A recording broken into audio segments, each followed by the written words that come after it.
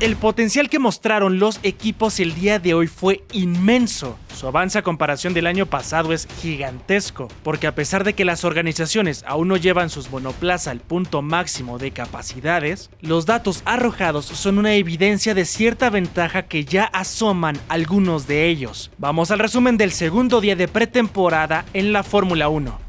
Vayamos a la primera sesión del día. Esta comenzó con una ligera lluvia. De hecho, los pilotos no salieron de sus boxes hasta después de 15 minutos. Uno de los primeros en salir fue Lewis Hamilton para probar su SF25. Todavía en estos momentos veíamos cómo algunos de los pilotos habían optado por colocar una vez más las parrillas con sensores, es decir, los aerorakes. Por el clima que se tenía, la temperatura bajó progresivamente, lo que también daba como resultado que pasara lo mismo evidentemente en el trazado. Esto complicó un poco más la puesta a punto en cuanto a la temperatura de los neumáticos y así también incrementó la dificultad para poder llegar a tener buena adherencia. Por esta razón, muchos de los pilotos optaron por esperar más tiempo dentro de los boxes después de haber dado su vuelta de reconocimiento con los aerorakes. Es decir, a pesar de que habíamos visto que dieron algunos giros, no habían cronometrado un tiempo competitivo. Con el panorama tal y como estaba, los corredores optaron por iniciar probando sus tandas largas, es decir, llenar los autos con más combustible y llegar a hacer estos simulacros de carrera. Esto con la intención de que el trazado aumentara en su temperatura y de esta manera, llegado el momento, ejecutar esas vueltas de simulacro de clasificación, sin el riesgo de llegar a perder algo de tracción consecuencia del problema que te acabo de mencionar, especialmente la temperatura. Fue hasta que pasaron los primeros 40 minutos de la primera sesión que comenzaron a hacer estos ensayos de giro de vuelta rápida. Después de los primeros intentos, quien se quedaba con lo mejor era Russell, con un tiempo de 1:30.379, seguido de Lawson y Hamilton. El cielo de Bahrein se fue despejando y también fue incrementando la intensidad de los pilotos. Lewis Hamilton ejecutaba una gran vuelta. Hasta ese momento era el más veloz de lo que iba de la pretemporada. Hablamos del 1:30.080. El británico se sentía cada vez más cómodo a bordo de su Ferrari. Uno de los equipos que estaba liberando un poco más su capacidad hasta este punto era claramente Williams. Carlos Sainz lograba quedarse a solamente 72 milésimas con neumáticos de compuesto duro del mejor crono, Hamilton, que lo había hecho con el compuesto medio. Con esto no me refiero a que tienen más nivel que los demás, es importante hacer esta aclaración. Hago referencia a que los ingenieros estaban liberando un poco más la capacidad mecánica de su auto y obviamente también Sainz estaba apretando un poco más el acelerador. Cuando faltaban 2 horas con 40 minutos para el final, la lluvia comenzó a intensificarse. Ya no era esa pequeña llovizna que no estaba haciendo estragos, estaba ahora condicionando a todos los pilotos. Por esta misma razón, todos regresaron a boxes, aunque Hamilton optó por salir y probar los neumáticos medios para ver si podía llegar a hacer más vueltas, pero esto solamente confirmó que las condiciones estaban empeorando poco a poco, y es así como llegamos a tener algunos minutos de completa inactividad en el asfalto de Bahrein. Para este punto, uno de los equipos trató de experimentar colocando los neumáticos intermedios de lluvia para ver si así podían llegar a tener un buen rendimiento.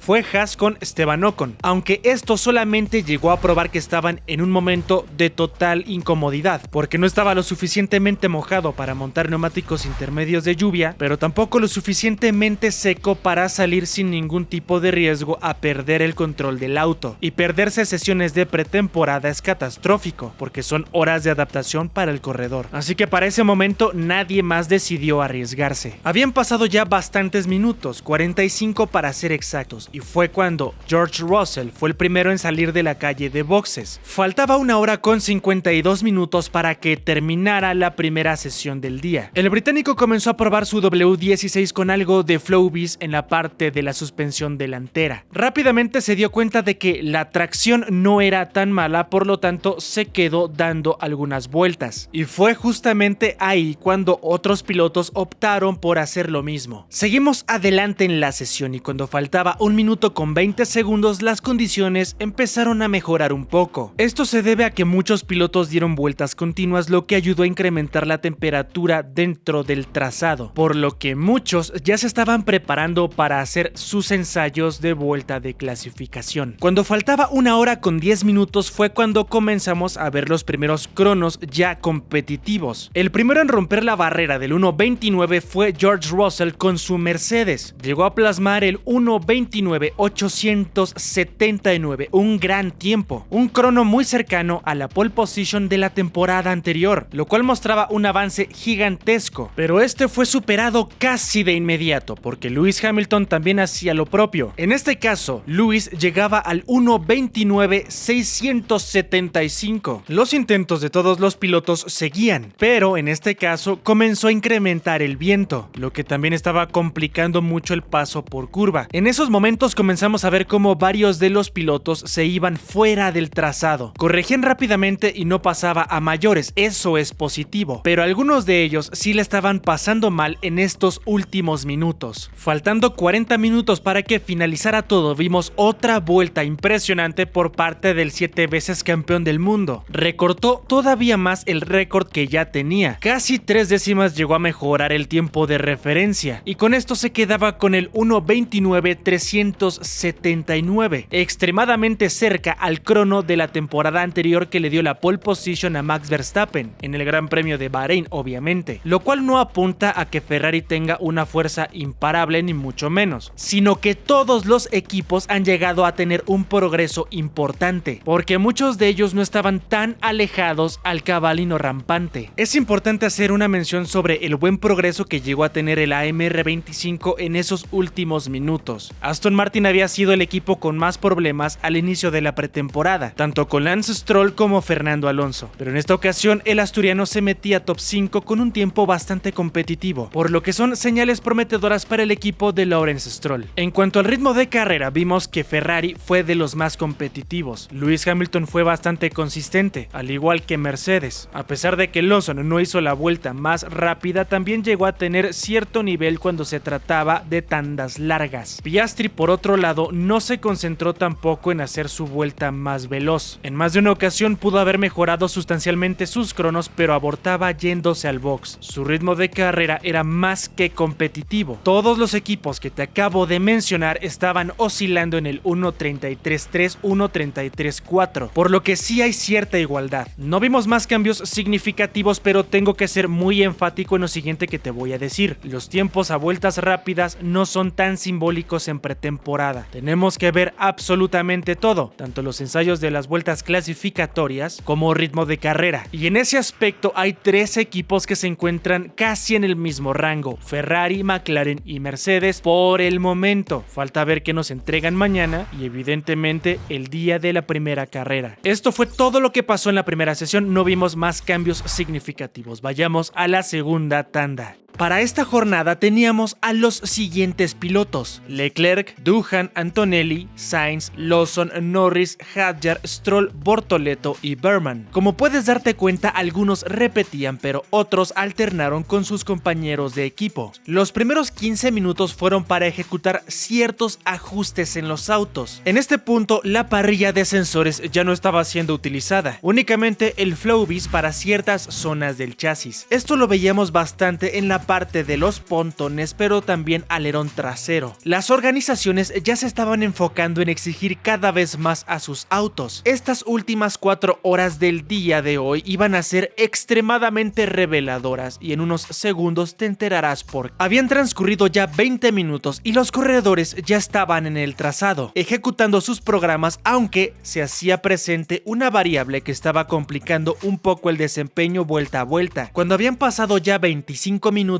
inició una llovizna, exactamente como sucedió el día de ayer. Situaciones completamente atípicas, tomando en cuenta que este es un desierto, aunque al final del día no se necesitaron montar los neumáticos intermedios, pero sí condicionó un poco la adherencia en algunos sectores del trazado. Seguimos adelante en la sesión. Habían transcurrido ya 30 minutos y Carlos Sainz en ese momento plasmaba un gran tiempo. Hablamos de lo mejor en lo que va de estos test de pretemporada, 1:29:348, un crono que revela dos cosas muy importantes. La primera es el avance que ha tenido Williams con respecto al año pasado. Si tomamos en cuenta la clasificación de Bahrein de este equipo, justamente, Albon consiguió en su momento el 1:30:221. Hablamos de un recorte de casi un segundo, aunque evidentemente aún no entregan todo lo que puede llegar a ofrecer ese FW46. Eso es lo impresionante y me lleva a mi segundo punto. La otra revelación es ese avance de una temporada a otra. La pole position de 2024, por ejemplo, en Bahrein, que estamos hablando del mismo circuito, fue de Verstappen. Él llegó a plasmar el 1:29:179 y ahora en pretemporada estamos hablando de un crono de 1:29:348, muy cercano al mejor tiempo de la temporada anterior sin que los pilotos estén en ritmo de competencia, lo que son palabras mayores. Justamente a esto me refería cuando hablaba de revelaciones, porque es muy interesante llegar a ver este tipo de datos. Seguimos adelante con la segunda sesión y aquí llegamos a ver ciertos destellos de Ferrari, Mercedes y McLaren particularmente, porque al momento de ejecutar sus vueltas mejoraban sustancialmente sus sectores, pero al momento de cerrar el giro simplemente abortaban su intento para ir a boxes. La prioridad en este momento no era adueñarse de los mejores tiempos, es simplemente llegar a entender el comportamiento de los autos, aunque Norris nos dio cierta referencia de dónde podría llegar a estar al momento de acelerar. El verdadero nivel de McLaren, o por lo menos lo más cercano que podríamos llegar a tener en este momento en cuanto a datos. El británico ejecutó una vuelta muy competitiva a falta de 12 minutos para el final, y aunque no llegó a tomar de la mejor manera la última curva y se fue a los boxes, podemos tomar las referencias que están en el primer sector y en el segundo para deducir que ese MCL39 pudo haber cerrado su vuelta en 1:28:7, y eso